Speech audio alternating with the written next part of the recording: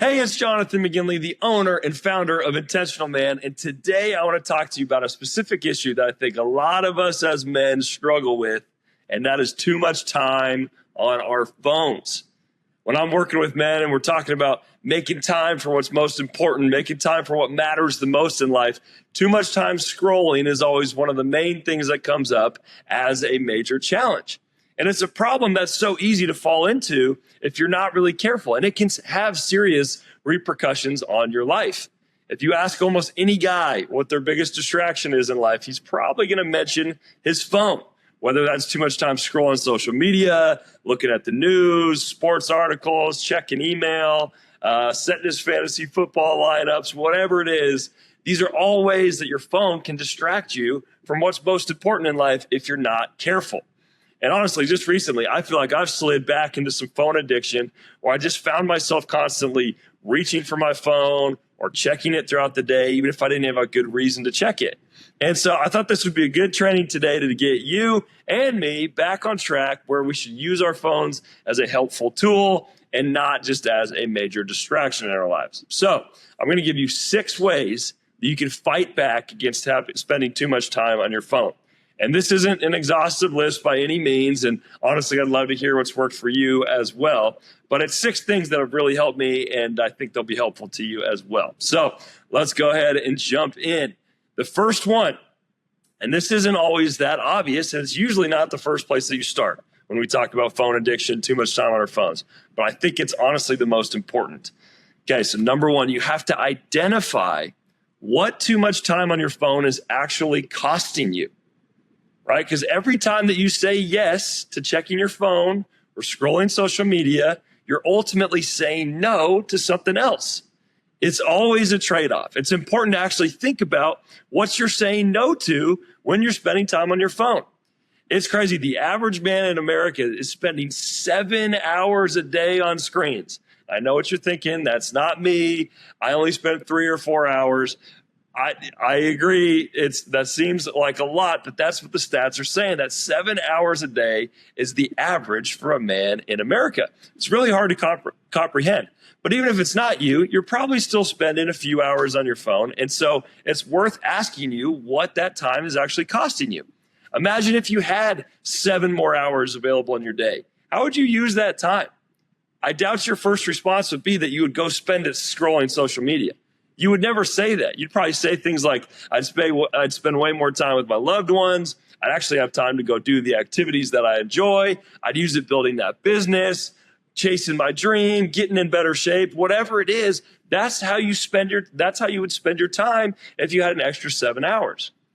That's what you would do. You would spend it on those things that are most important to you. And you wouldn't even think for a minute, oh my gosh, I have 7 more hours to go spend on my phone. But that's ultimately those things that you would have just listed are what spending time on your phone is actually costing you. And you're never going to break free from digital distraction if you don't have a good, compelling reason to actually not do it. So before jumping into all the other strategies I'm going to give you, I want you to actually ask yourself, what am I missing because of all this time on my phone? What am I missing out in life because of time spent distracted on my phone? Why does it matter to spend less time on my phone? Ask yourselves those kind of questions. Clarity is the first step to change. So answering questions like these is going to actually give you compelling reasons to make the change. Think about it at a deep level as well. In reality, if you're spending too much time on your phone, it could be costing you a lot. It could be costing you unfulfilled dreams. It could be costing wasted potential, depth in your relationship with the Lord and with other people. It could be causing you a lot of stress and burnout. It could be zapping your confidence because you aren't keeping the promises that you make to yourself. These are actual costs of distraction. And usually we don't really think about the major things that they're costing us. We usually just think of, maybe a little productivity at work here, little missed relationships there. But these, a lot of times, if you stack up a life where day after day after day, you're being distracted by your phone, it's costing you a lot. It could be leading you toward a life of regret because you aren't taking action on what really matters to you. When I stop and actually think about the high cost that phone addiction has in my life, It causes me to look deep into my whys and my purpose and my mission and my passion. And that stuff is the thing. Those are the things that are going to really compel you.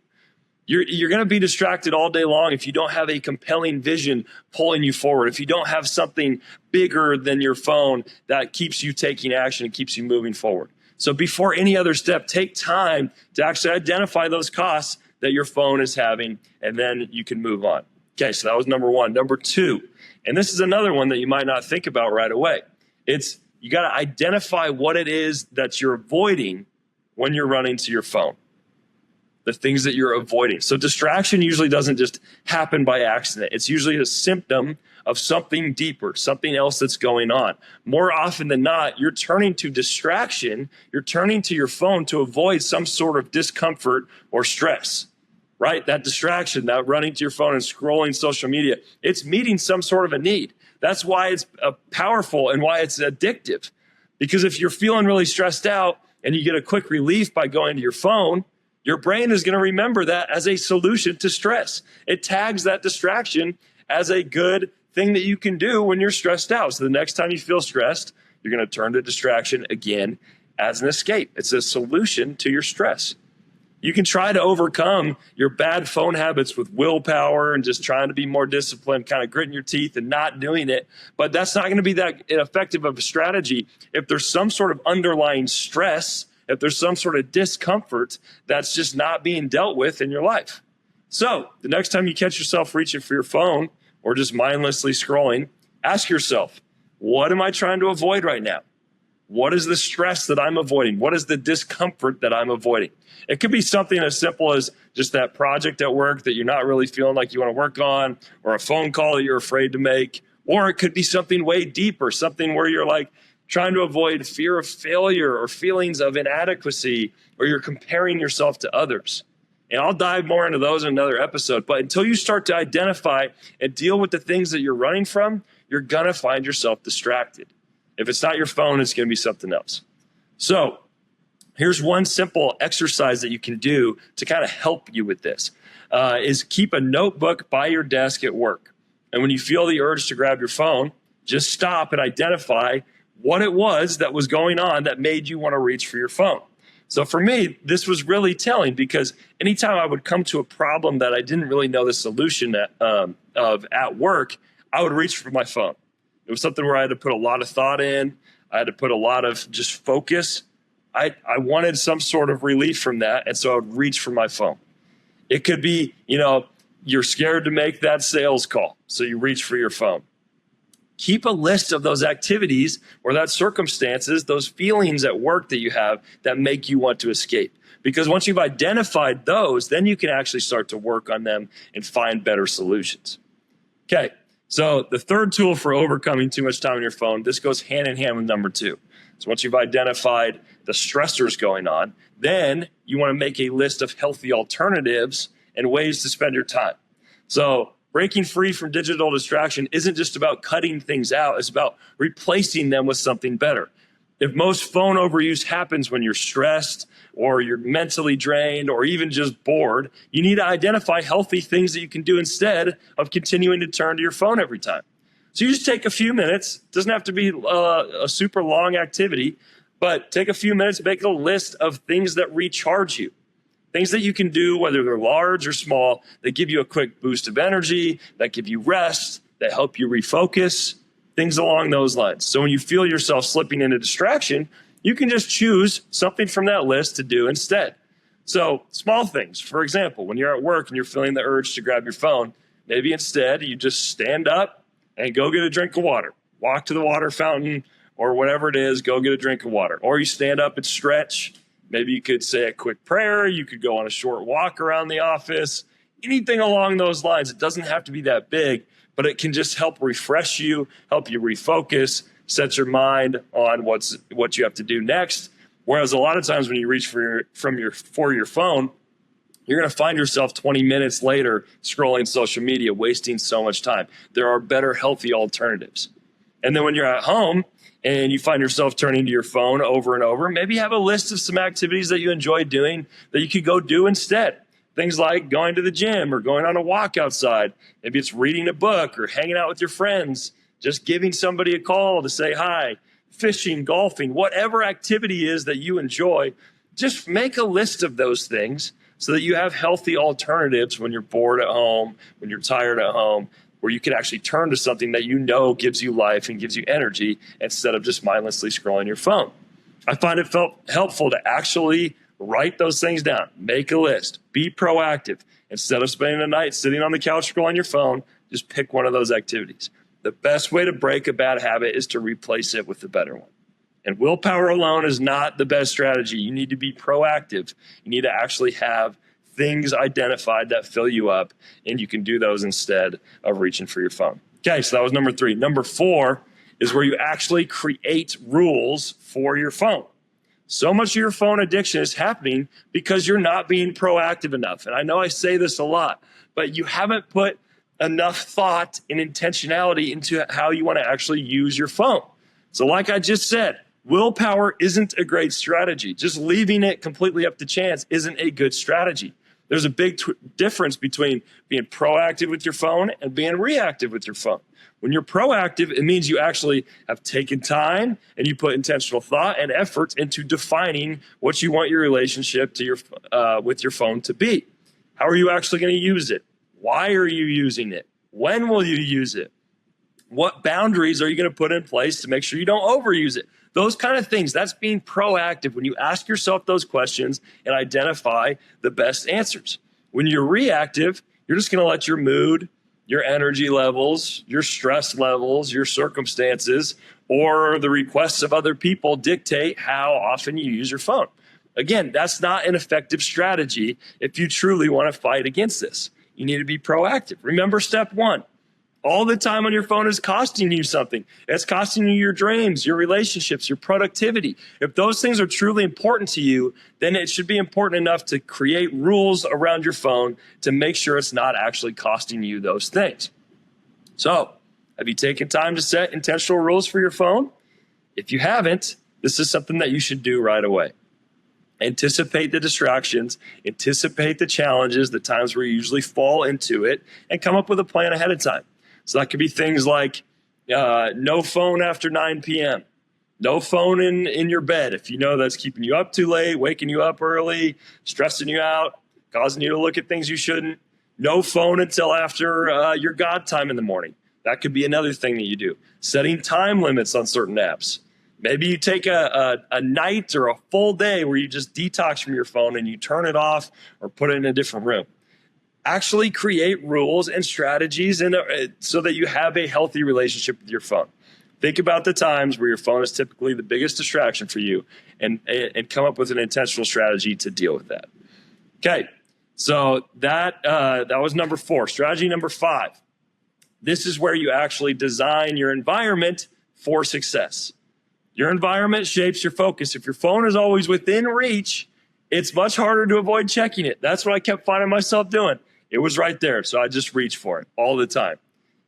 So you want to think through the different environments that you find yourself in and what you want to do with your phone during those times. So when you're at work, do you want it right there on your desk, or would it be better for you to put it in a drawer, out of reach and out of sight?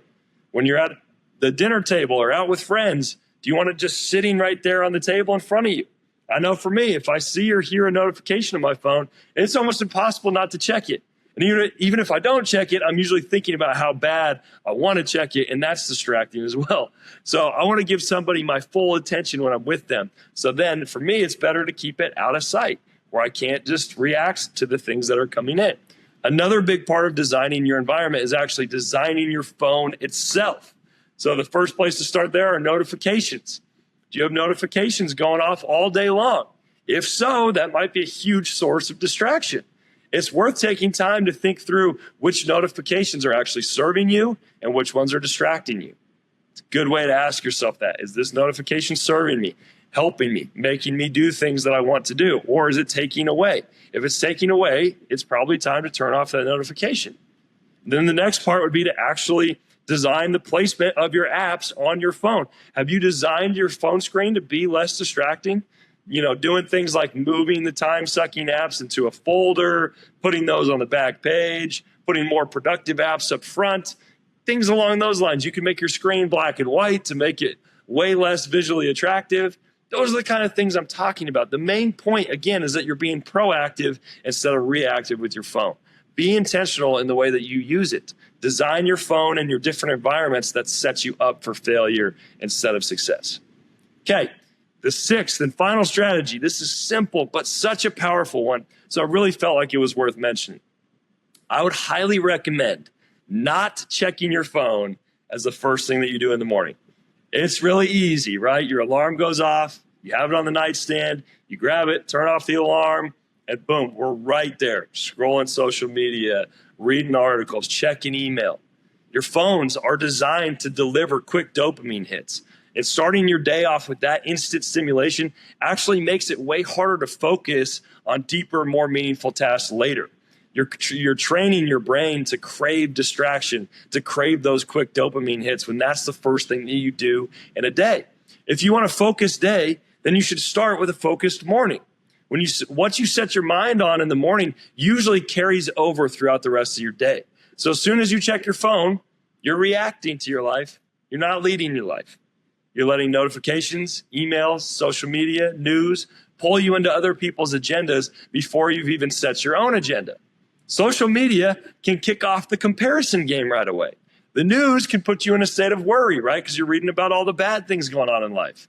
Email can add stress to your morning because you read something that your boss sent you, or you're automatically thinking about all the things that you have to do. It can put you in a state of stress right away. Start your day with something that's going to put your heart and your mind in the right place. That's why I highly recommend starting with God first thing in the morning. It's not some religious duty that we have to do. It's literally telling yourself, this is what's most important in my life, and so I'm going to fix my focus on that. If I say that God is my main priority, that I want him to rule my life and lead my life, I got to set my mind on his kingdom, his word, his agenda in the morning. I want to start my morning off spending time with the God who gives peace and comfort and strength. How much better is that than comparison and worry and stress? I want to get my eyes fixed on his purposes and his kingdom instead of my own. And if that's the case, then I got to start my days in his word, in prayer, actually worshiping, getting my heart set on the things above and not the things here. There's a pretty massive difference in my focus and my energy the days that I start with the Lord versus the days where I just start on my phone. And I've been there. I've started on my phone a lot of days. I'm not perfect with this, but I'm telling you, it makes a big difference. So think about the first thing that you're doing in the morning. Is it setting you up for success, or is it setting you up for distraction? This could be just a super simple step that you can take that would have a profound impact on your life.